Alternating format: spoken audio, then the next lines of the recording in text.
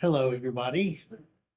My name is Steve Sawyer, and the workshop is probably not an accurate word for it because it's not going to be any work. Hi, my name is Steve Sawyer, and my workshop is on authentic, loving, unselfish service. And I've got personal stories that will explain why it changed my life. And hopefully, I'll be able to share some things from the Urantia book and my personal experience that might give you a new paradigm on how important it really is. This morning when I met Eric, and I guess we met before, but felt like the first time, uh, we ended up talking about forgiveness. And my first comment, of course, was you can only forgive others as much as you've forgiven yourself.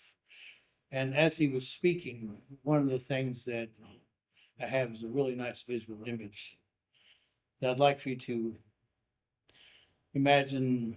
Let's just say it's a gladiator and that there's a coliseum and that each of you are in your own coliseum inside, and the stands are filled with people who have thumbs up and thumbs down, but there's a battle continuously going on. And inside the arena, when we forgive ourselves, we may find that we have 1,000 things to forgive ourselves for, and staying inside that coliseum may not be the easiest way to get where you need to go. So if I can save you 10 years,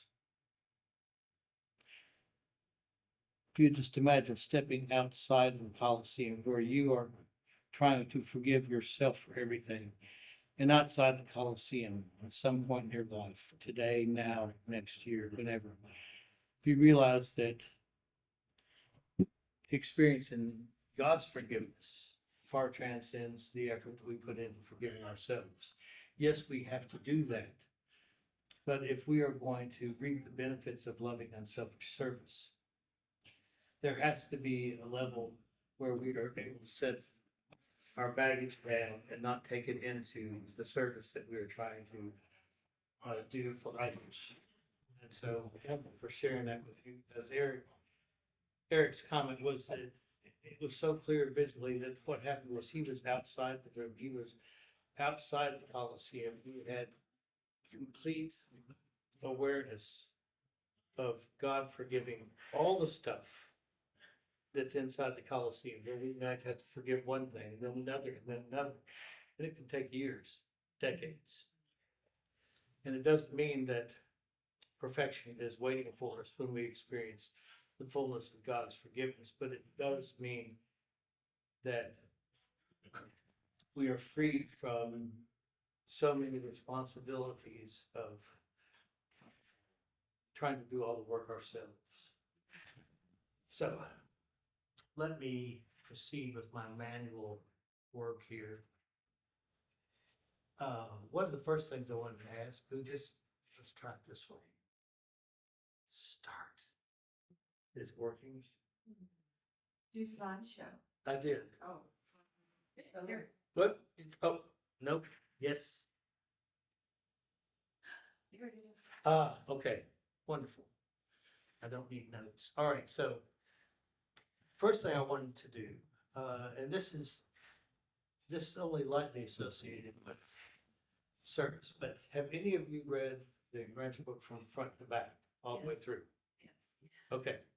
If you haven't, I just wanted to share with you, there's a place in the Urantia book that very specifically states that the human mind would ordinarily crave to approach the cosmic philosophy portrayed in these revelations by proceeding from the simple and the finite to the complex and the infinite, from human origins to divine destinies. So they're talking about starting at paper 4 and working your way to paper 1. It says, but that path does not lead to spiritual wisdom, which is something we desperately need. Such a procedure is the easiest path to form a form of genetic knowledge, but at best it can only reveal man's origin. It reveals little or nothing about his divine destiny. So there is when I was randomly reading through the Urantia book, it took me a year the first time. Probably spent a few days on the forward and said, nope, not doing that. Um, and after that, I decided, well, pretty well versed with the Bible, so I started reading comparative things so that I could judge the Urantia book, and decide if it was right for me. So randomly one day I came across that, and when I did, I stopped and I started at the very beginning and I read it all the way through front to back. Now I've only done that once. Since then, I've been reading since 1975. I listened to Bill Sadler Jr. I've been listening to his tapes for about 20 years. At one point, I would actually put on the headphones and go to sleep at night and let him play. But after a while, it's like my ears were ringing in the morning. I went, well, I'm gonna, I don't know if that stuff works or not. So It doesn't. yeah, well, it it certainly showed my sincerity of hoping it worked. Anyway, so anyone who hasn't, I just encourage you to read from front to back at least once, because spiritual wisdom apparently is not a bad thing to acquire. Now, for loving unselfish service, there are hundreds of things. The word loving shows up in the Urantia book 169 times. I picked one quote that just talks about the first source of sin, and the highest way that we can experience that is by understanding that God is the loving Father. And then we get to unselfish, and it's one of my favorite things that may be irrelevant, but we're talking about the Havana natives. And it talks about how they're naturally brave, they're naturally kind, they're naturally expectant of a good future. They're just born that way.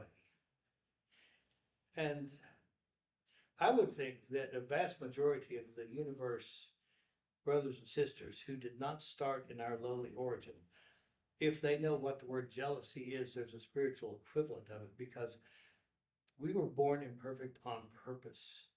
And there's a glorious destiny for people that choose good over evil and aren't naturally good, who choose courage over fear, who choose love over hate, who choose forgiveness over revenge. And that creates a being within us that's going to be very useful for the fact that there is a finite aspect of God that depends on our experience that we feed into the Supreme Being, right? The finite God is growing because of decisions we make. So I am glad I'm imperfect. There are some things that I don't enjoy very much about my imperfection, but overall, and then just to look up unselfish service together, those two words show up together 637 times in your answer book. And these are things you've already read, but I love the sound of it. So to follow Jesus means to personally share his religious faith and into the master's life of unselfish service for man. Of all human knowledge, that which is of greatest value is the religious life of Jesus and how he lived it. And as you already know, and we'll discover with slides that I put up, it's all about service. And then loving unselfish service. This I wanted to share with you because I know a lot of folks that are really into meditation, and they do a lot of things to try to advance their spiritual growth. But this passage makes it very clear. The contact of the mortal mind with its indwelling gesture, while often favored by devoted meditation, is more frequently facilitated by wholehearted and loving service and unselfish ministry to one fellows. That's the easiest way for us to coordinate and devote our time and to create a lasting partnership with our thought adjuster, is through loving unselfish service. You know, there's nothing wrong with going apart to pray, but if in fact that's true, but isn't that the way Jesus lived his life? By going about doing good. And what does that mean except loving unselfish service.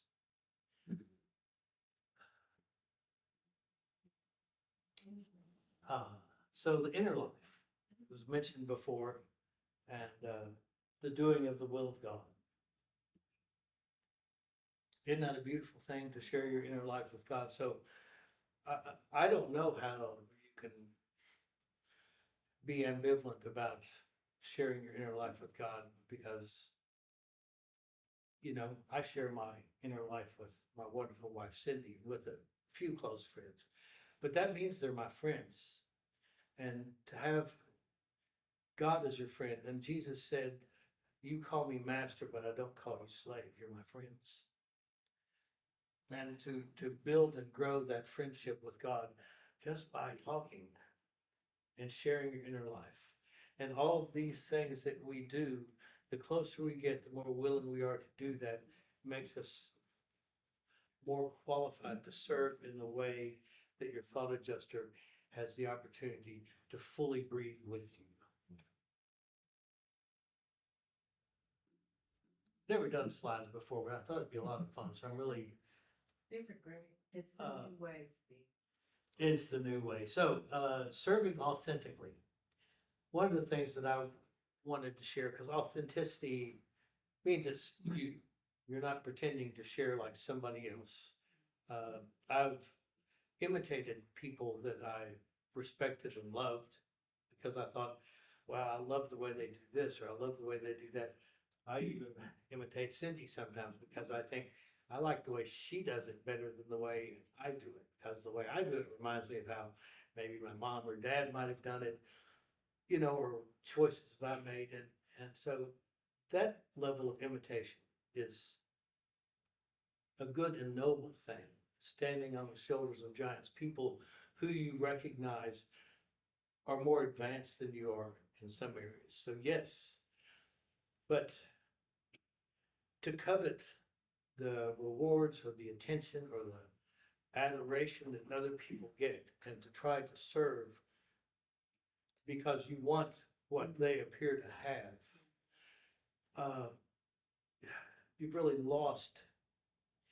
Anyone that does that is driving forward looking in their rearview mirror. They're not looking at the right thing. So, I just went through all of them. Well, whatever. Can you just clarify that a little bit? Well, sure. I have met people and I have been tempted. For example, let's just say somebody gets a call on their life. They feel like God has called them into ministry. And they might have a family, they might have a decent job, but their only paradigm is, I have to quit this and become a minister. And they end up failing their family, they end up failing themselves, they fail the church because that's not their gift, that's not their authentic talent. So they aspire to serve in a way that they're not really qualified. It was very easy for me as an artist because I'm kind of a three-trick pony. There are a few things that I'm pretty good at, and I have learned from experience. Don't try to, you know, just some things are better left alone.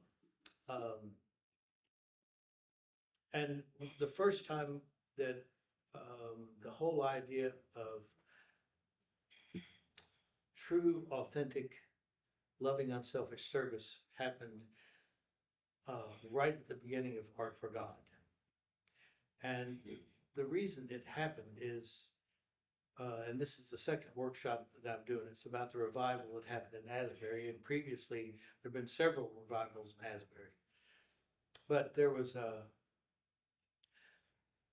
something special that happened in 1995, and I was invited to go there. I went there, and a lot of things that happened for a very skeptical, conservative, spiritual person who is now conservative, is because I tried all kinds of wild, crazy stuff. And I went, no, that's not really for me. You know, it doesn't change me the way I need to be changed. But I had an opportunity. I didn't have any money to speak of back then. I had an opportunity to thank the worship leader, and I knew that if I gave him $10, which was a stretch at that time, whatever it was, that that money would pay a bill and it would disappear, and it would actually just be amongst other piles of dollar bills.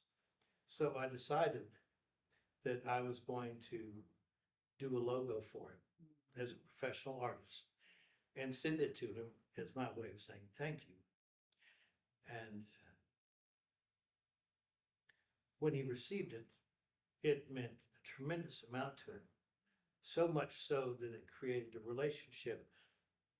And there was a large national conference coming up with the head evangelist that he was working with. And he asked me if I'd do his album cover. And that album cover is called Catch the Fire. That was the very first painting in what became Art for God, which is a ministry that's gone on now for like over 30 years. And I ended up calling this tithing your talents. In Christianity, they have a thing where they say you give 10%, and then the pastors who shouldn't be behind the pulpit talking about it should, if you give it, God's gonna multiply your money, it's gonna be pressed down, shaken, you're gonna be rich. You give $1,000, like watch out, it's gonna change your area code, right? Shame on them. But I understood tithing is real, but I found out that if I gave it myself, that I actually not only could maybe affect someone else's life in a positive way, but I learned that that was the only way that I was going to serve for the rest of my life. Can I say something? Oh God, I wish you would. So the interesting thing about we were very poor back then, and so $10 was a stretch. But when he did that album cover, this was really good traveling family musicians, and they'd sell, see your name. Sold it out. No way, really? Yeah, awesome. Yeah, so it was way more than $10. Yep. Yeah. Well, and the first conference that I was invited to when they were selling the print, I had 2 prints, my first conference. And a lady named Gwen Shaw, End Time Handmaidens, they were 2 framed ones. She bought both of them and invited me to her international conference. And then from there, I met people and ended up going to England and Germany, and my work's been sold in 100 countries, and we've traveled a lot, but it was from the simple act. That simple act. And there's I don't have the slide for Ian in here, but I had a moment at one of the conferences in St. Louis where I was sitting at the back watching everybody. It was on break, and people were praying for each other, loving each other, laughing, telling jokes. And a lady was sitting in the very back of the room with an infant, and you could see that what she really wanted was to go up front. So I introduced myself, hi, I'm the artist, it's my stuff, let me hold your baby, go up and enjoy yourself. And so she went up 15, 20 minutes, I don't know how long it was, it didn't matter. And so she got refreshed, she got to laugh and connect with people. And I got to hold the baby, and see, I thought that was my good deed. And what ended up happening from that act of service, where I expected nothing in return, I got a call a month later. We were actually at Disney World. We'd driven down there with a bunch of kids, and Carol Skyrick and her husband from Knoxville, Tennessee. Carol called and said they had several children, and the next older son was about 3 years old, and she said, the doctor told us, this is still hard to talk about. Years later, to get our son's affairs in order, and he had some kind of autoimmune problem. His skin would peel off in sheets, and it was really bad stuff. So they asked if I'd do a painting of Jesus holding Ian because they couldn't imagine spending money on a tombstone. And so I said yes. And they had to do the photo session by phone in Knoxville because he couldn't travel. And I ended up doing a painting called for Ian. And the service of that painting has extended so much farther than its initial intent. And I have several paintings that. So anyway, what ended up happening, and you were there, I did the painting, they picked it up, they took it back, put it over their fireplace. I've been to their house a few times, I know exactly where it's hanging. Carol carried Ian in to see the painting, and Ian looked at it and he said, "That's not Ian. That's not Jesus. Jesus doesn't love Ian." So this young boy, around 2 years old, who had heard countless people pray for his healing, was in a place where he knew he was going to die. And so the painting was completely phony to him. Normally when I do a nice painting for somebody, they call me and tell me, and Carol didn't call, so we thought that Ian had died, and I was afraid to call. So I had, you want to tell the rest of the story, because I'm joking. So I called, Thank you. very nervous because I was expecting that he had passed away, and she was embarrassed. And she said, "I'm sorry I hadn't called you at all. Ian hates the painting, and I have to avoid that room. She had to carry him everywhere." She was also sorry, but it's the way it is. And then we hung up. It was like, Why don't you come up here so you can, do you mind? Brian, please. That way, part of this is nice. It is still about loving unselfish service, so. so, so I was like, oh God, how do I tell Steve this? Cause it's like, stick it in and jab it, you just hurt a child again, it's dying. And so I told him, and we were really sad about that. We were hoping there would be a little joy there with him. But I swear it was 2 days later, she called us, we were at the art studio, and she was all giddy. She goes, "Everything's changed." That was the first words out of her mouth. And she said, "Was carrying Ian and going past the room, and he asked me to take him into that room, and I held him. He looked at the painting. He goes, 'Mommy, that is Ian. That is Jesus. And I forgive him for not making me better.'" Oh, my. And she said, it wasn't even 24 hours. His gray skin started turning pink. His skin stopped falling off. Everything was changing at record speed. Ian was the same age as my son, same age, 3'3", because Steve would hold him when he was doing the painting to duplicate the feet and all that. And so every week she would check in, and it was maybe 2 weeks later, he was in his exam, and the doctor said, "Carol, you have got to accept a miracle happened here, because there's no way you can explain organ failure to reverse." And so Ian's alive and well. Wow. So I always say, Ian's healing happened from a pure child heart saying, "I forgive you."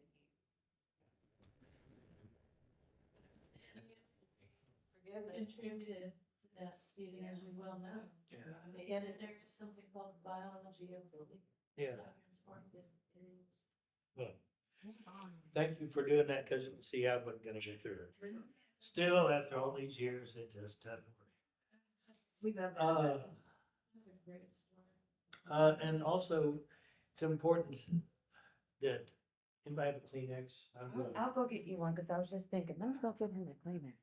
And also, More than one. the Knoxville Times got a whole. Knoxville Sunset, yeah, did a full 5-page spread. Massive story of interviewing Yeah, Ian, we've got it somewhere. his mom, and they talked about the painting. Yeah, there's a picture of the painting in the paper. So anyway, I've had the privilege of my work being a catalyst for things that God wanted to do. Because I know I'm way smart enough to know it's not me. But I'm willing. And I think that when you serve as deeply as you can without a hidden agenda, that it creates opportunities that are greater than you can imagine, that may benefit others as well as yourself, the kingdom.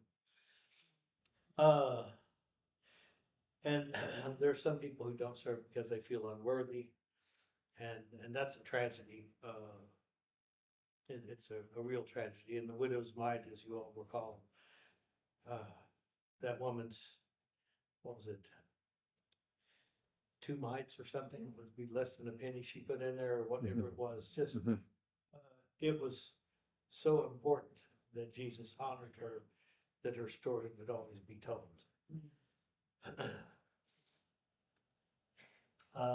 We are definitely pour up those penny ones with ourselves.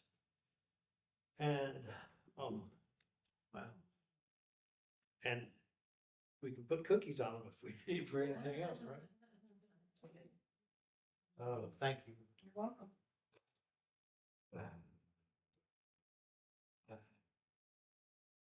Man up here.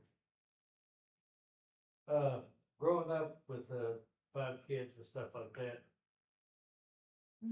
my kids, I'm a little bit more of a crybaby, I guess, for sure. But when the kids would see me cry, they'd be like, "Well, Dad's crying again." If they see Cindy crying, they'd run and go, "Oh, Mom, what's wrong?"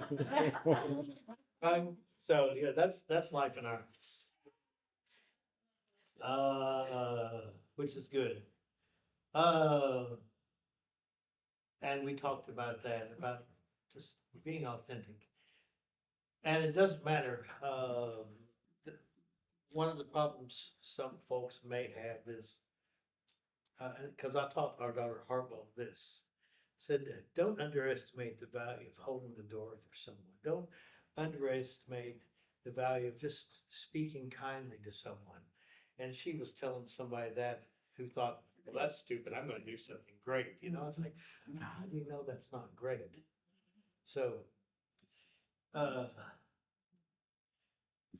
and something I've learned that some people definitely overestimate the value of their contribution, and sadly, some people underestimate the value of their contribution, which is a slide that I've got. I don't know what sequence it is, but the only time I was ever scared with everything I ever read in the Urantia book, there was one paragraph that actually scared me, and it's somewhere in this list, and I'll show you. So here's my solution. Yep. Serve man by loving God, and serve God by loving man. Well, men and women, what it's supposed to. I'm not charged with that stuff. It doesn't bother me. It doesn't bother Cindy. As long as it doesn't bother Cindy, it doesn't bother me here. And second mile of service, in terms of when we serve other people, it's very clear. It was in the Bible also, for those who may not have read the Bible at school. It talks about it's easy for someone to be compelled to do the first mile of service. But when you deliberately choose to serve beyond that, you're exhibiting what appears to me to be opening yourself so that the Spirit of God can share your ears, share your eyes, share your mouth, share your hands, and you're working, functioning on a level that goes so far beyond doing what you're told to do. And so it talks about the quote, in winning souls for the master, it's not the first mile of compulsion, duty, or convention that will transform man and his world. That will not, and what we want to do, transform man and his world, but rather the second mile of free and liberty-loving devotion. So that's all part of loving unselfish service, is to understand that as far as I'm concerned, the second mile is God's playground. I think you'll always find the presence of God functioning either in the way other people respond to you serving on that level, or the fact that even if it doesn't happen at that moment, you can feel the difference within yourself, the shift of what service really can mean. And then the challenges, and you all, I assume, have probably read the inevitabilities, right? And one of them about altruism and just service to one's fellows. And all the inevitability says, well, you know, if you want to be courageous, don't you think you're gonna have to be tried in things that test your courage? If you want to have patience, how do you think you're gonna learn to accept by being in situations where you're confronted with impatience all the time? Mhm. And so altruism and loving service to others, if you really commit to that partnership and not only allow, but actually insist that your guardian angel and your thought adjuster and that God the Father all be given permission to try to turn you into what you know you'll never be able to do on your own. And yeah, it's sometimes scary. And one of the things that I have to remind myself of, and this is not necessarily related to service, but everything is so, to feast on uncertainty, to fatten on disappointment, to enthuse over apparent defeat, to invigorate in the presence of difficulties. And there are times when I have told Cindy enough, did you, So, no. I don't know what happened. it's your fault. May have blown the fuse, did that plug it? Did some, It says a light bulb on it though. The light is on. well, it's plugged in. Well, let's just, Oh, it's outlet. oh, well, it's, everything's, Do you want me to unplug it and plug it back in? Oh, no, No, let's see if it leave it. starts up. yeah, it's starting up. Okay. Yeah, it's making the right noise. We could call David. Yeah. It took a while for it to move. It's okay. See a bulb? It's on my laptop, so I can go no matter what, Yeah. except you all can see the cool pictures. Anyway, there have certainly been times I've said that to Cindy so many times, then when I'm behaving in a way, she might say, fatten on disappointment, feast on uncertainty, you know, it's like, yeah. It's not always easy, but it's worth striving for. It's worth making that commitment to your thought adjuster that even if you fail, you want to try again and again. And, I'm gonna be right back. okay. And one of the things that I have tried to do, and I know that in its fulfillment, we are called up to be disappointment proof, right? Yeah, and I try to do that now with only a margin of success. Yeah, it is. He left too soon. Yeah. But it's a good reminder because in service to others, expectations lead to disappointments, right? And anytime if we are really serving somebody and somehow with the shadow of a hair turning, we've slid a little expectation in there, and we get disappointed, that's like a quarterback getting tackled, you know, behind the line of scrimmage. It just, the more we can try to recall and remember that we need not to bring an agenda except Yeah. love and service into the acts that we try to do on behalf of others. We got it. You're awesome. Yeah. Oh, cool. We didn't miss anything. You may not miss anything from the beginning. Is that picture of them? Yes, that's our Bella. That was at our house. We used to go down to the river and get to the river and put clay on, and it would dry, and you'd have all this mottled stuff on there. And so Hartwell put her in a bunch of clay and photographed her, and it was a beautiful picture.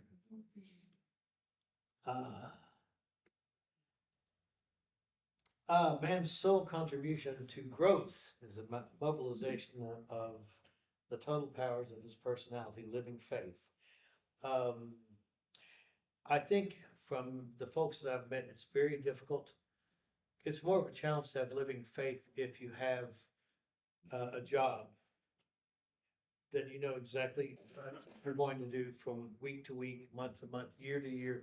And if you've been in a place for 10, 20 years, um, all I can tell you is not knowing what job I would have from month to month, week to week, or year to year, I got to understand living faith in some pretty profound ways. And I likened it when people saw that I was calm about not having work to surfing, which is if you're a surfer, um, standing on the shore has little value unless you're looking for the set of three waves. And and sometimes you just have to sit and wait. You have to be out there and be patient and wait. Because, you know, once you're riding the wave, you're heading back to shore. But the example that Andre used, I think it was Andre, about in his prayer, about not sailing too close to the shore all the time. And that is important because a life of ease, and you can learn it by rereading the Moda. These are not things that build the character that we really want. It's just, it's not always fun. When we were kids, it never seemed to bother us if we ran and fell down. We'd get up again. It wasn't really terrifying to learn to ride a bicycle. Even if you fell down, you got up and you'd ride again, you'd ride again. And as we became adults, somehow we got more cautious about the opportunity to grow and expand. Oh, here's the quote. This is the only thing that ever scared me in the Urantia book. In a good way. The great challenge that has been given to mortal man is this: will you decide to personalize the experienceable value meanings of the cosmos into your own evolving selfhood? Or by rejecting survival, will you allow these secrets of supremacy to lie dormant, waiting the action of another creature at some other time who will, in his way, attempt a creature contribution to the evolution of the finite God? And that's the line that got me. But that will be his contribution, not yours. And I thought, what would that feel like to have gone through life afraid, to have gone through life holding on to all of the animal vestigial traits, the mammalian traits that separate us from the exquisite experience, unlike Havana natives, of being able to aspire to be godlike in the face of laziness, selfishness, all the animal traits that are so easily and comfortably reside within us. Anyway, yeah, that was a paradigm shift for me. It's like, no, I'm not going to be that. And love is, there are just so many beautiful, there's more than this in your Urantia book. If you type in love is and it's like, they're just all over the place. And I remember first time I read the very last sentence at the end of section 3. Yeah, section 3. Part 3, whatever you call it. Love is the desire to do good to others. Mm-hmm. That explained to me everything about the way in which Jesus lived his life. It explained to me the way God interacts with mortals and all the other beings. Love being the desire to do good to others. That doesn't mean that the outcome turns out the way you anticipate. Because within the free will gift to love or reject God, God still loves us. God still puts the same amount of effort into each person's life, whether you advance and love God in return, or whether you reject survival, or just go through life asleep for decades, you know? But that's the nice thing. God does not kick us out of class for falling asleep, right? Just you wake up and you might have some extra homework to do. Procrastination, going just talking about the things, the animal traits, it was interesting because in Christianity, they've got this long litany of sins. And in the Old Testament, they've got all of these sins, all these things you can be put to death for. And yet in Urantia book, it talks about how spiritually damaging it is to our progress to have procrastination, equivocation, insincerity, problem avoidance, unfairness, and ease seeking.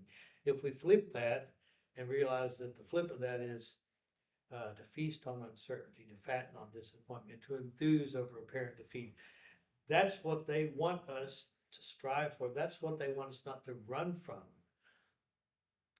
The Bible says a third of the angels fell from heaven. We know that there are a lot of midwayers, primary and secondary angels and don't you wonder, how can you be that advanced and been around for either hundreds of thousands or millions of years and be that damn stupid? How can you do that? And then you find out one of the things is Lucifer didn't even believe that God was real, right? First atheist. How many hundreds of billions of years had he been alive with the opportunity to be in awe, to experience gratitude? And yet he was like, that somehow eternity was built into the system and that there was overmuch training for humans for no apparent purpose. Well,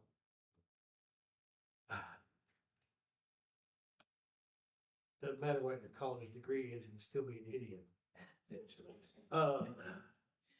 So this is something that really meant a lot to me. This was not directly related to the concept of service, but it was a paradigm shift for me.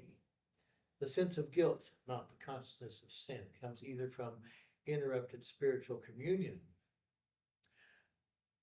or the lowering of one's moral ideals. Deliverance from such a predicament comes only from understanding that one's highest moral ideals are not necessarily synonymous with the will of God. That was like a double symbol and timpani thing. Because I'd never even considered that. I mean, some of the things that are said in your answer book are said so eloquently that it just might stick with you. And that one's highest moral ideals are not necessarily synonymous with the will of God. That gave me the opportunity to get my prescription changed. The way in which I viewed everything that I thought was good or bad. I just let me see the world stepping back like a Buddhist, to be a detached observer instead of always engaging in things. My brother was a devout Buddhist. He was a great guy. Most of these are his, and this is his, and he died about not quite a year ago. And, yeah, I miss him. So you all know about the import of time, the sanctity of service, right? So let's go, because these all directly relate to our ability to serve well. Time is the one universal endowment of all will creatures. If survival is gained, all other losses can be retrieved.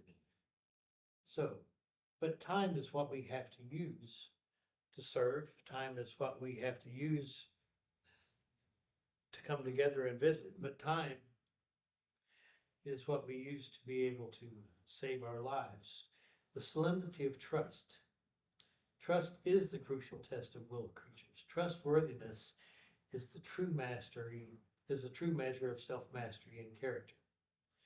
And then after that, of course, is the sanctity of service.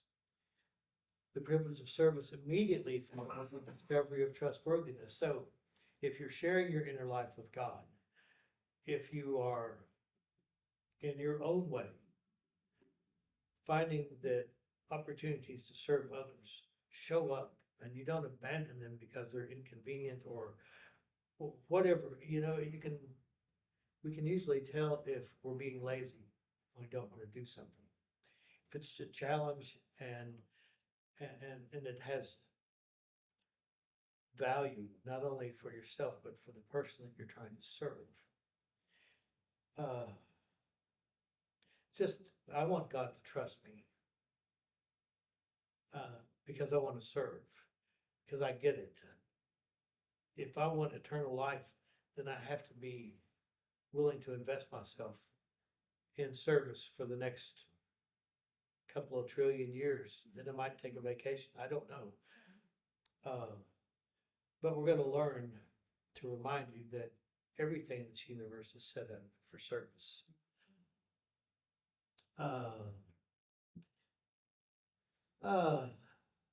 Those who are born of the Spirit will immediately begin to show forth the fruits of the Spirit. And as we saw before, if you really are trying to get engaged with your thought adjuster, the easiest way is not to have to go off and meditate and try to, do I'm sitting on a mountain and I'm going to inspect my navel, whatever. It's like the easiest way to engage your thought adjuster and make spiritual progress is through loving unselfish service. So why not do that? Steve, a quick question. Are any of the Please. illustrations your art? They're all my art. So, Oh, that's beautiful. That's my first grandson right there. oh, And Wow. that painting is, I don't remember what I titled it, but it's about the fact that children will receive whatever you give them, and you need to be really careful about those things that you give. So that's me handing a note to my first grandson. is that a crystal revolver? No, it's a Post-it note.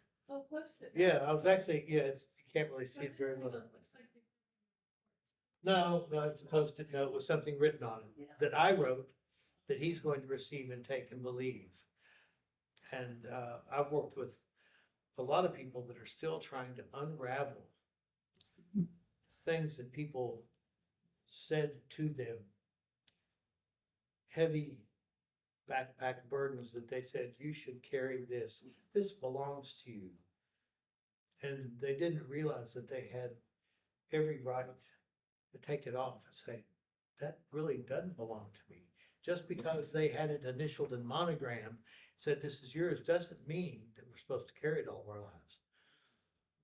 So Post-it notes, that was just my way of, But I've never seen that one. yeah, that one's called The Last Supper. A lot of people laugh at it, but the reason that one was painted, and I didn't get paid to do this painting. A lady drove, I don't know, 4 or 5 hours. She called me, I think it was fall, and she said, I need to show you something. Can I come and show you? And I'm like, sure. So she drove down, and it was a clandestine video, and it showed people that had like a little hidden camera in their cap or in their button, and it went around the world and showed children being sold, relatives selling their children into sex slavery. It showed children in prison for stealing food. It showed children that had physical or mental deformities literally chained or roped to their beds, and they're thrashing around screaming in the orphanage.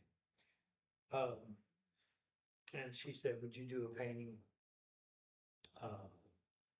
for these kids? And said, yeah, I will. I'm gonna call it The Last Supper. And so the story behind it is dark, but the painting is not supposed to be. Mhm. And I found a lovely thing about when people whine and complain. I'll tell you, one of the first times I felt like, I'll never say God spoke to me because it's a personal experience, right? But the first time I felt like, wow, that's definitely sounded a lot smarter than me.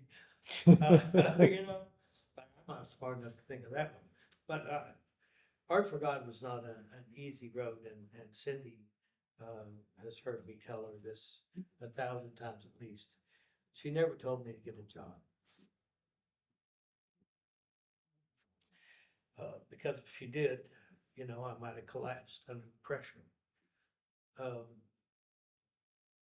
But Art for God had some really lean, really difficult times financially. And I like talking to God. I got to share your inner life with him. So I was complaining and bitching and moaning and whining, and I felt like the presence of God said something like, "Do you like the club you belong to?" And I thought, "Club?" That's the way I interpreted what I felt.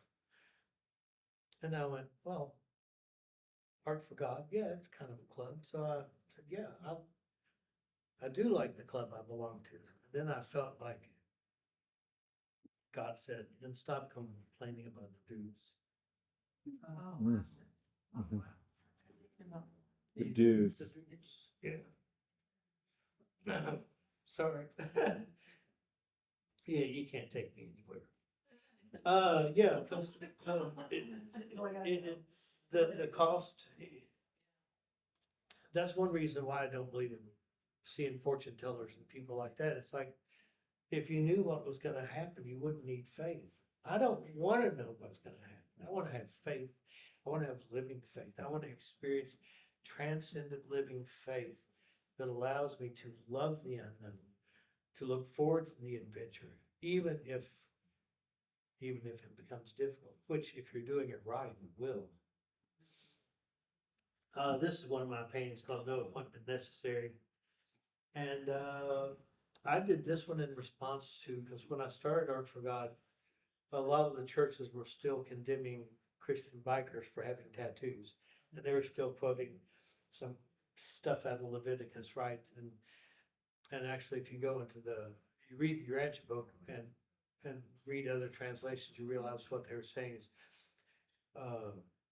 you shall not cut yourself in worship of the dead. Or, it's one of those things where they make it clear back in those days, to try to appease the ghost, people would cut themselves and they'd make themselves miserable. It wasn't necessarily a tattoo. And so I decided to try to do a full frontal slap on the Christian community by giving Jesus a tattoo. And it ended up actually in an Israeli paper in the Jerusalem Times or whatever. And so Jesus lived a religion of service. And as you all know, it's true. And so I had a broadcast I did for, I don't know, a little over 3 years. I did it every day almost for the first 2 years, called Closet Church. Because with Art for God, I originally felt like my first level of service was to, and I can't find the quote in your ranch book, which drives me crazy because I've tried to find it, but my first job out of college, I was a lifeguard at the Playboy Club in Lake Geneva, Wisconsin. And Cindy was bunny, so that's how I got there. So thank you, Cindy. Art for God exists because of a lot of people besides me.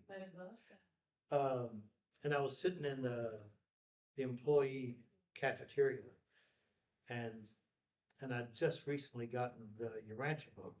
And I got the Urantia book because the head chef, one of the head chefs that also served the employees, he was big onto the metaphysical esoteric stuff. And I was going to the Wheaton Theosophical Seminary bookstore to buy Manly Hall's Secret Teachings of All Ages, which I still have. And Cindy drove me there from Lake Geneva, and I went there looking for that book, and I saw a couple of things about Manly Hall, and I had those, and then somewhere right about eye level, there was a big book, white cover. I had no idea what it was, but took it down, I read front cover flap and the back cover flap. And that was it for me. It resonated 100%, even though I did have to read and do some kind of challenging. Otherwise, but that getting the Urantia book back in 1975, and I was in the cafeteria and I was reading somewhere that I've not yet been able to find again. And I do searches, it's like, okay, this is mentioned 500 times, this is mentioned 25 times. I've got a bunch of things where I've got maybe 10 or 15 words that are only mentioned one time in the Urantia book. It's fun to find. I don't know that it has value to anybody but me, but I like it. But somewhere it said that it's such a shame that the 20th century artists have failed to portray the Son of Man, Jesus of Nazareth's humor and mercy and kindness and all these human attributes. And I volunteered most of my life, elementary school, junior high, high school, college, to do art. And I volunteered that day, and it was 1975. Said, I want that job. I want to paint the guy that, as Bill Sadler Jr. said, fairly hard-boiled, robust, red-blooded fisherman followed through hell and high water for almost 3 years. That guy, I wanted to honor and try to paint. And of course, it took me 20 years. I actually spent from 1975 to 1995 to find a model. And I went to Israel in 1994. Because I wanted, and it's a group of Urantians. We went to, you were there? Yeah. Yeah. In fact, we went to a wedding. Yeah. And You there was a remember that? wedding, and they were the type of wedding where they put the bride in a chair. Yeah. And there was a doppelganger for Stephen at that Yeah, wedding. yeah, because it was behind the glass doors. It was glass so you could see it. I'm looking through the mirror. Next thing I know, there's a guy that comes in. He's gonna be in this. Oh my It God. looked like I was looking in a mirror. I've never. I wish I and- had a picture. And his sister came out and said, "You look more like his brother than I look like his sister." And so I got invited to the wedding. So I went, hung out for as long as I could before we left. Anyway, so when I was there, though, I was also, I recalled and remembered and understood more clearly out of the Ranch book what it said, can anything good come out of Nazareth? Well, it was the caravan crossroads of the world. They said, can anything good come out of Nazareth, because it was crossbreeding. Okay, so genetically it wasn't pure. So at that point I realized, well, my job is to find somebody that will represent Jesus's character, and I don't really care what he looks like. So there's so many fast forwards on this, and I didn't know I want to share this because I think it's fun. So 20 years, right? 19 years, after 19 years, I'm in Israel, and I come back, and I still haven't found my Jesus model. And I had a job as a lead artist for a government comic book called PM Magazine, Preventive Maintenance Monthly or something. And it had Sergeant Half-Mast, Bonnie Rod, Connie Rod. Connie Rod was a blonde who ended up suspiciously looking like Cindy. And but because of some things that happened and accusations that were made, I ended up being fired from that job. And the day I was leaving, to my satisfaction, deep, deep satisfaction, back when they actually sent telegrams, there was a telegram on the owner's door, and I looked at it, pressed down on it, and said, "You fired your lead artist, you lost the contract." So the government was behind me 100%. Anyway, after I lost that job, I had no work. And then finally, the Bluegrass Airport, Lexington Bluegrass Airport, was going to hire me to do a mural for their 50th anniversary. And well, that's, I don't know, I put in less than 100 hours, who knows. Put in a bunch of time to do a mural. And I went in one day and they said, well, right there where you're going to do the mural, we have a new client. They don't want the mural there, so we're not going to do it. Okay. So they validated my parking ticket. That's all I got out of it. That's it. So I went home and I had read because of the government fellow that was my friend with that lead artist comic book. He gave me a book, a little book by a fellow named Merlin Carruthers. He was an army chaplain. It was called From Prison to Praise. And I'd read some things in my life that just reminded me that if you really understand something, you ought to be able to write it on the back of a business card. And so I read this little book, probably no more than 100 pages, if that many. And at the end of the book, I realized the whole point of the book was just thank God for everything. And so, being somewhat caustic and thinking I was humorous, I thank God for not having given me any work. I thank God for not having money to get food to take home. And I'm just being silly, but I didn't know how else to do it. So instead of being angry at Bluegrass Airport, instead of blaming someone else for the circumstances in which I found myself because of previous experiences, I was okay with it. I was sitting on my surfboard in the middle of the ocean, waiting for the next wave.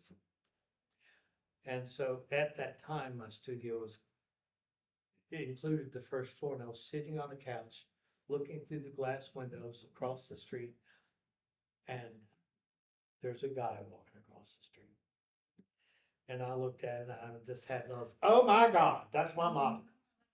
So if I'd been pissed off, pardon my language, if I'd been angry, resentful, if I had a host of mammalian traits that would have led me to be somewhere else, to have a different attitude, to be doing anything other than relaxing calmly, sitting where I felt like I was supposed to sit, art for God still might not exist.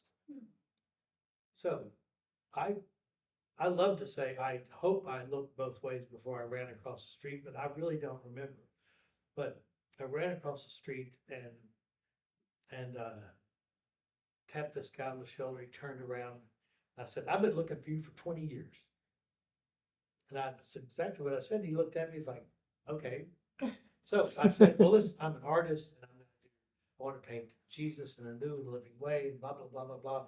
And I want you to be the model. He went, okay. Right, 20 years, 20 long years. I was in my 20s impatiently when I had to wait 20 years. Was he born yet? What? Was he born yet? Was he what? Born. Who? Ty. Ty. Oh, well, yeah, because he was actually, when I met him, he was 32, I think. And the first, I've still got, where is it? The photograph. The first photo session, God, I'll be lucky if right there. Oh, That was the very first photo session with Ty and Van. And I never ended up doing the painting, but I'd like to. But so I called him Ty. I said, well, what's your full name? I mean, we went the entire photo session. I didn't even. So he said, well, Ty stands for Tyrone, but what I really like my middle name, but nobody would call me that. I said, really? What is it? He said, it's Dove. So it doesn't mean anything except it meant something to me. Tyrone Dove Gardner is and was my Jesus model. And over 10 years we worked together, he never did anything that made me question his character. I never once felt like, okay, I'm going to use him for his face and his body, but the guy's a real jerk. Not once, not one time in that entire. So I mean, he was okay with all the ideas. So onward and upward, I showed this one. This is one of the paintings from Loving Unselfish Service that has done things bigger, larger than any of us ever expected. How am I doing on time? Oh, it's okay. We'll get through. We're almost done. If you want to hear, I've got a short version of Calvary. So, This is Calvary? Yes. Yeah, I like using names, like one of the paintings that's a very haunting one, I call it Silent Night. The one of Jesus laughing, I call Joy of the World. This one I call Calvary for a lot of reasons, because um, instead of saying, in all of your afflictions, I'm also afflicted, which is out of the Bible, or or I will never leave you or forsake you. I chose to use, when you've done it unto the least of these, you've done it unto me. To take a passage that everybody knows and try to create a new paradigm so people understand that, yes, if you give water to somebody that's thirsty, it's like unto giving water to God. But what if you're doing something that really hurts that person? Are you hurting God? And the Urantia book specifically says it doesn't really address that. But if the finite aspect of God grows and exists because of what we feed into the divine presence, then it does make a difference. And so in this painting, there are only 3 arms. And the point is, as you can see, that's translucent. God lives within us, so when the junk is shooting up in his arm, the presence of God experiences that as well. Anyway, I was in Harrisburg, Pennsylvania, and I'd actually gone to a conference with the same evangelist that invited me to my first conference. And back in those days, it's like, sure, I mean, I had 10 tables. I mean, they just, however, whatever I wanted, they just give me all the tables. But I was set up in this big foyer of a large corporate building that had gone defunct and the church bought it. And so I'm sitting out there, and there's a fellow that I had apparently met in St. Louis, who drove about 10 hours to get to Harrisburg. And we reintroduced ourselves, and his name is Pastor Rock, and he had come to see the lead evangelist, Randy Clark. And it wasn't on Randy's agenda, so he didn't have time. And he was really disheartened because he used to be in Randy's congregation. So it's like, surely if I drive with my expectations of having been in this church, he'll have time for me. And he didn't. And so he came out and he sat with me and told me his tale of woe. And somehow I thought I was going to be funny. I said, you know, it's interesting because with God, I'm kind of like a mule. God puts a carrot in front of me. I follow the carrot. When I get where he wants me to be, the carrot disappears. It's like, well, I wouldn't have expected this, you know? I said, maybe Randy Clark, maybe the evangelist was the carrot. Maybe the only reason you're here is to see me. Now, sounds like pre-planned. It sounds like I rehearsed and knew I was going to do that, but I didn't. It just flowed out of my mouth like water, and I was like, that's interesting. So he started telling me Pastor Rock was an ex-junkie, and Pastor Rock had a congregation of people, many of whom he grew up with. Some were still doing drugs and would come to church high as a kite. Some were in recovery, you know. I mean, so, but these were, he understood what they were going through, and so he was the one that had the right to be their pastor. And so he just said something like, could you ever do a painting that would help me help these people? And within moments, I had like a circular image. All I knew was I could see that the junkie was shooting up, but it wasn't just his arm. I didn't know the rest of the story. It took me 3 years, patience, thank you, God, to find a model, because I wasn't going to ask somebody to pretend to be a junkie. It had to be an ex-junkie who'd been saved by the grace of God.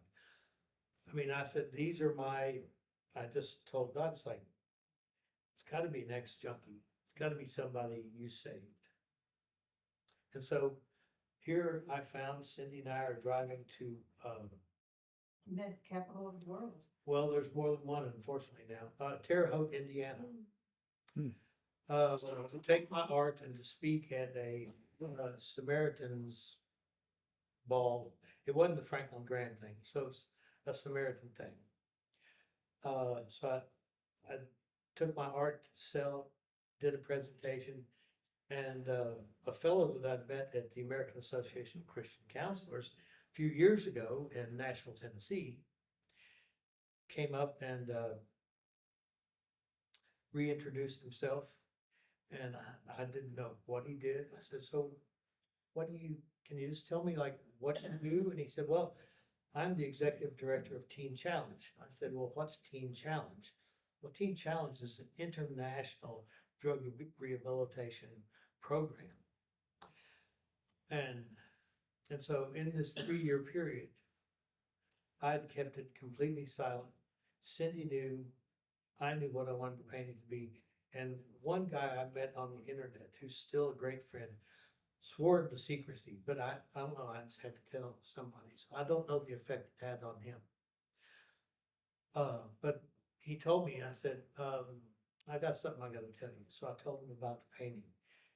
And he listened, and he said, if you and Cindy will stay another night and go to church with Libby and I tomorrow, I think you'll meet your model. So I followed the carrot to sell my prints and to speak at an engagement. Next thing I know, because that's, anytime you do that, in your heart, it can still be loving unselfish service, because you don't know if you're gonna make your money back. You have to go there, and you can't decide what's a success or a failure based on how much money you make, right? Well, you can, but it doesn't really work well. So, Cindy and I went to church the next day. And we went up into the balcony and kind of trying to remember his name. I have to write it down. I forget his name a lot. I don't know why, but I was up in the balcony. He pointed to a guy.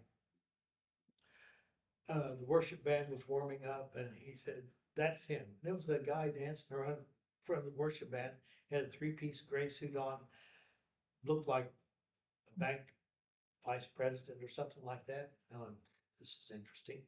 So I went down and I met him, and then church service starts, and I'm sitting in the church service because I'm not understanding what the phrase meant when it talks about someone who's now clean, truly clean. And I looked at him. It's like I just, sometimes we can read people kind of well. It's like there's no junkie there, right? That's just and just wasn't there. It was just like this radiant, kind person, and he's sitting somewhere else. And so I'm having a really sincere conversation with God. Actually, it was probably a monologue with God. But I decided, okay, I've heard about that thing where you list the pros and the cons, right? And so I was like, what are the pros? I didn't get very far. I just had to come to the realization, what if he is the right person? And what if this is my only chance, right? That will go to someone else if I don't do it, right? This is my opportunity to make a contribution. This is laying right in front of me. And so after church was over, I met Alan in the foyer, and I said, well, I decided, his name's Alan Thompson. I said, Alan, I want you to be the model, because I told him about the painting. I said, but there's one problem. You can't be the model. And so he has that. I said, the guy you used to be has to be my model. So we agreed on 5 weeks. I think they figured out when he could come down. He started to let his hair grow out, get greasy, started wearing his piercings, earrings, and scared the people at work, scared his wife. And he told me a story. And I've shared this story many times, but it's important. He said the first time he felt like he heard God speak to him. He felt like God said, don't get rid of your stuff. So it was a really good thing that he wasn't raised in church, because he would have built a bonfire and rebuked it as the devil and set it on fire and praised God for destroying his stuff. But what he did is he kept it in a duffel bag. The first experience he had was something that felt truly kind and divine. Asked him to do something he didn't understand. So his stuff was in a duffel bag, in his closet in his house, hidden away, just to honor what he felt like deity had asked him to do. 5 weeks later, he shows up. They call me. They're down in the parking lot. I come downstairs, and Ray Morgan, that was his name. Thank you, Ray Louis Morgan. Ray drove him down. It was like a 5-hour drive. They showed up somewhere pretty early in the morning, and I go down and I look at Alan when he gets out of the car, and God, it's really uncomfortable. It's like, oh my God, this is who you used to be. Except he had this big, silly grin on his face because he had his duffel bag. And so that's his stuff. Oh.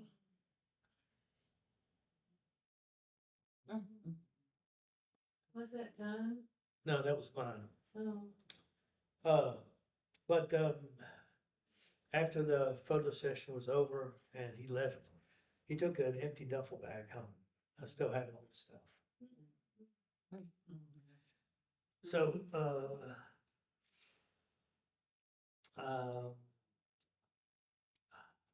you know, if I told Pastor Rock, yeah, I'll do the painting, but it'll cost you X amount of dollars, wouldn't have happened.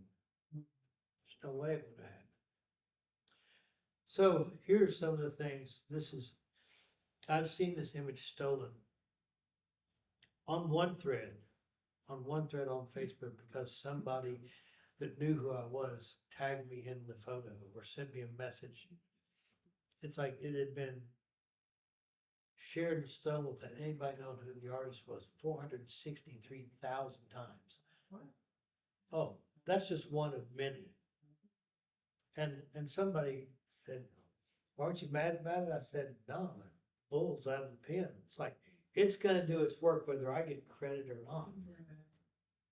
So here's a fun thing. My son Andon was driving through Mexico one time, oh my God. and they used a tequila bottle. But it's been Yeah. used around the world. We have stories that are really profound, from jails, prisons, rehab. That's now a mural. Well, it's painted on You can see fabric. it all there. Yeah, see, it's hanging, but somebody did it. So it will take you places you never expect. This guy drove down, Oh my he God. had it tattooed on his arm, he wanted me to see it. And then down at the bottom of Argentina,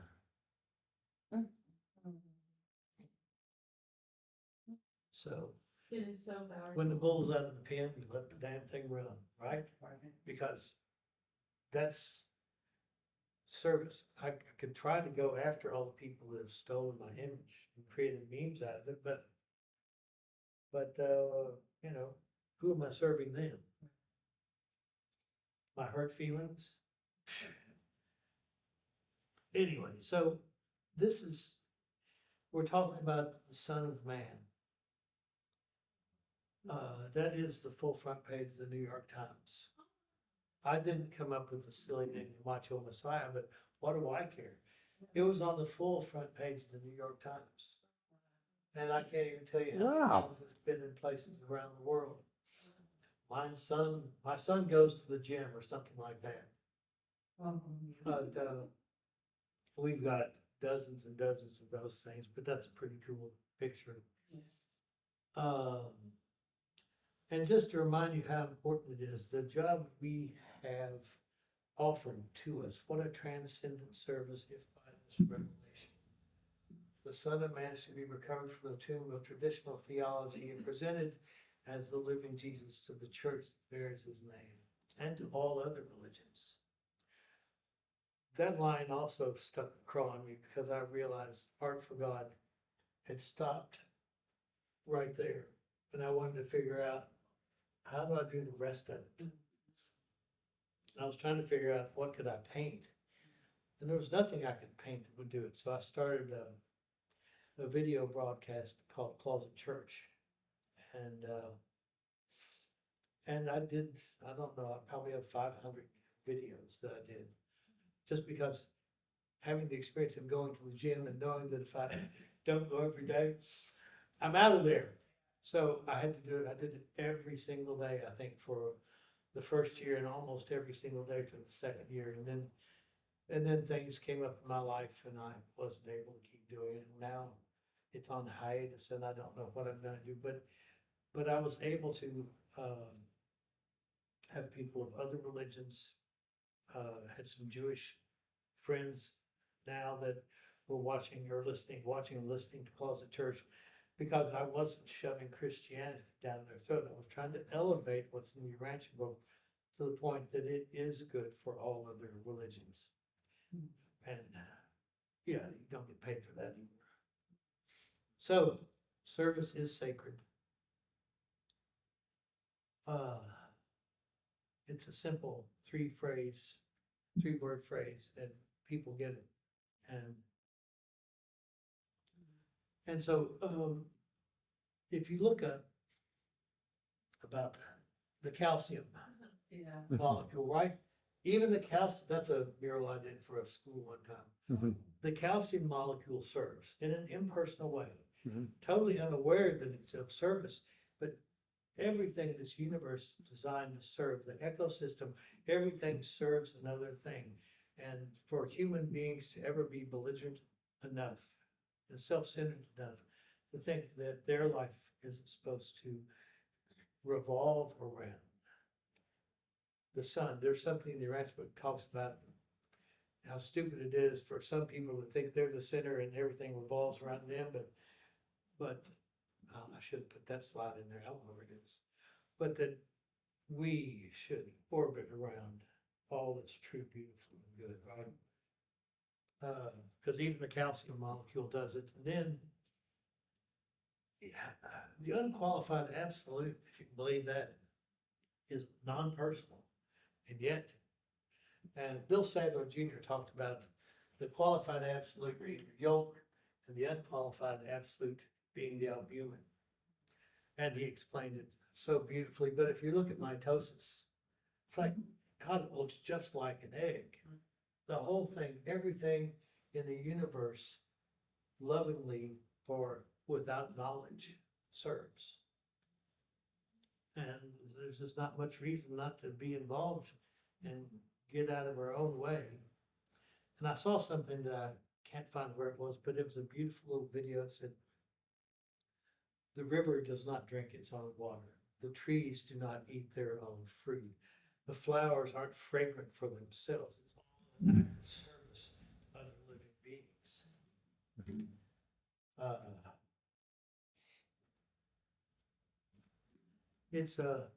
It's the only virus that's worth catching. And it's the only one worth dying from. And then here's another act of service I did. This is in China. I was invited to do a painting. I think we have one in the bookstore called The Forbidden City. And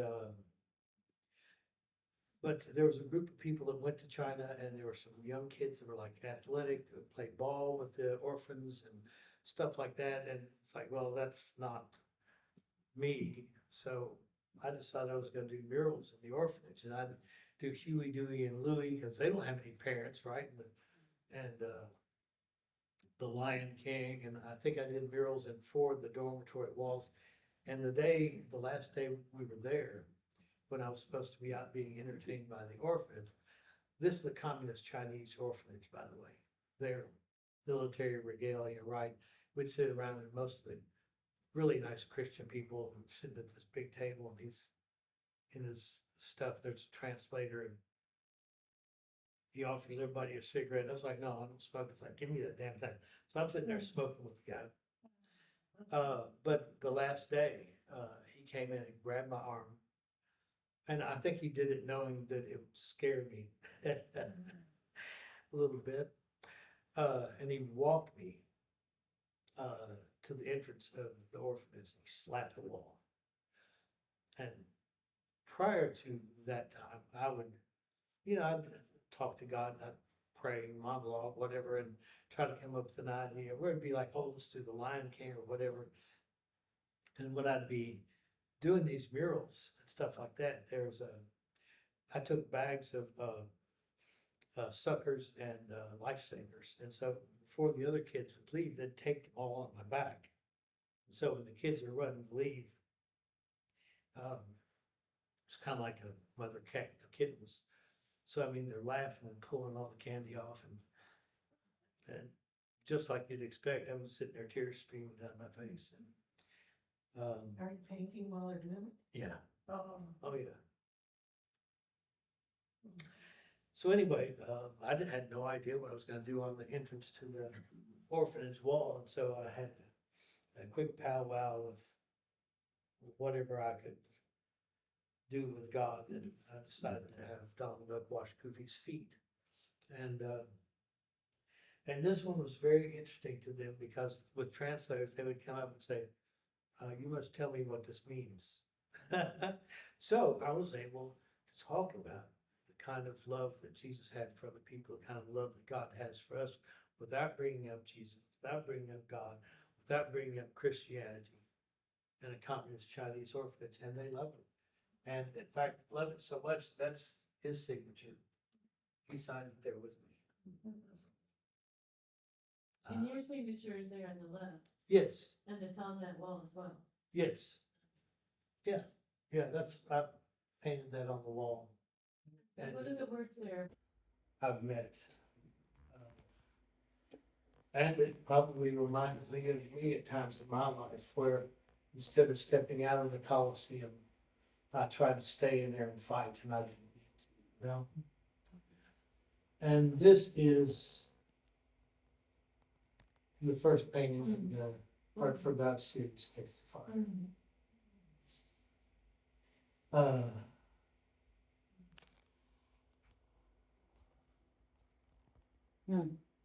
And I actually had a model.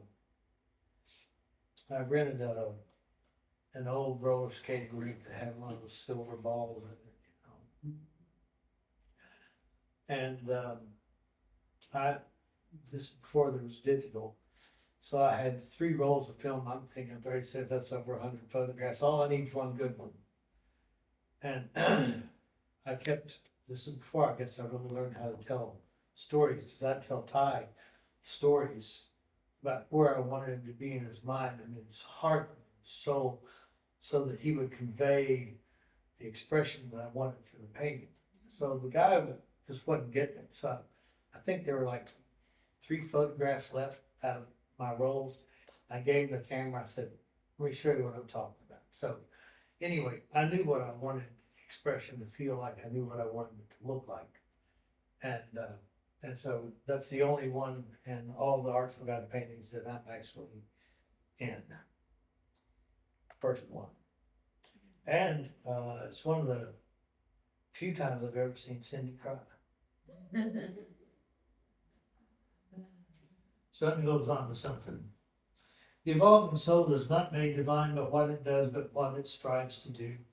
All the more reason, we have to do our best. It doesn't matter if it looks like success or failure. It's not for us to judge. That's right. It's for us to do. That's right. And people are worth it. God's worth it. So 41. Ooh. Oh. That's sweet. Well away. Yeah. And